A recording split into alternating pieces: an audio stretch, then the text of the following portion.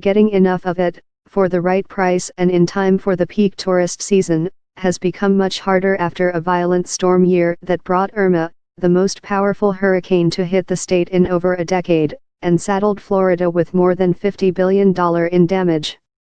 Costs of so-called beach renourishments are a fraction of the total, measured in hundreds of millions of dollars, but the effort is crucial for Florida's $67 billion tourism industry.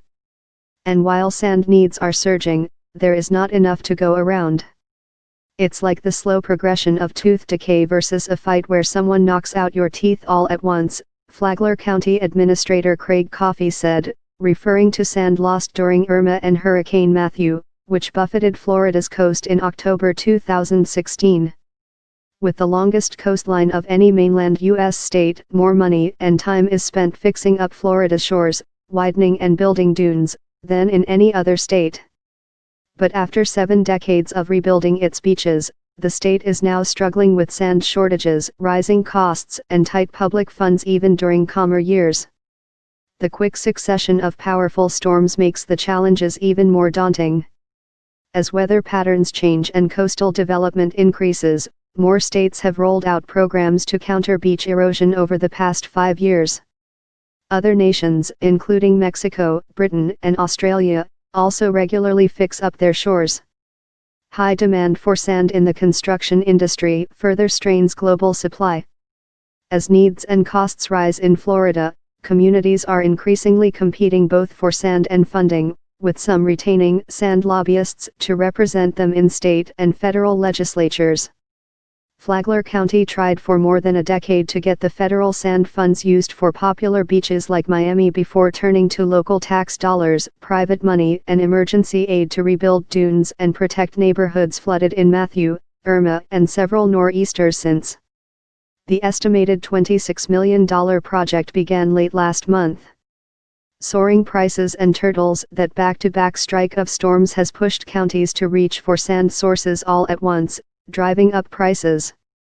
South of Flagler, Brevard County wanted to expand a contract it awarded after Matthew to also cover post-Irma needs at the original price, but the contractor rejected the deal.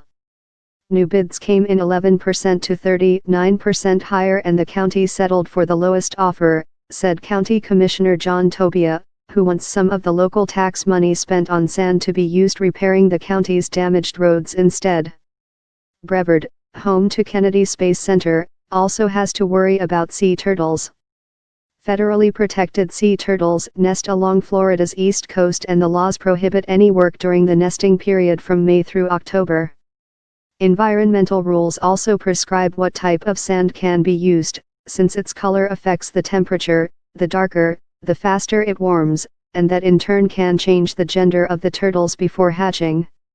With the shrinking sand supply, it leads to conflict, said Dave Bullock, who retired last month as town manager for Florida's western barrier island of Longboat Key, which used up the rest of its offshore reserves after Matthew.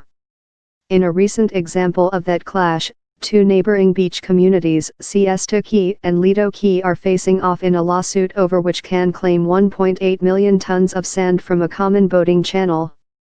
Environmental advocates argue that beach erosion is primarily a natural phenomenon and efforts to reverse it create a vicious circle by encouraging building along the shore.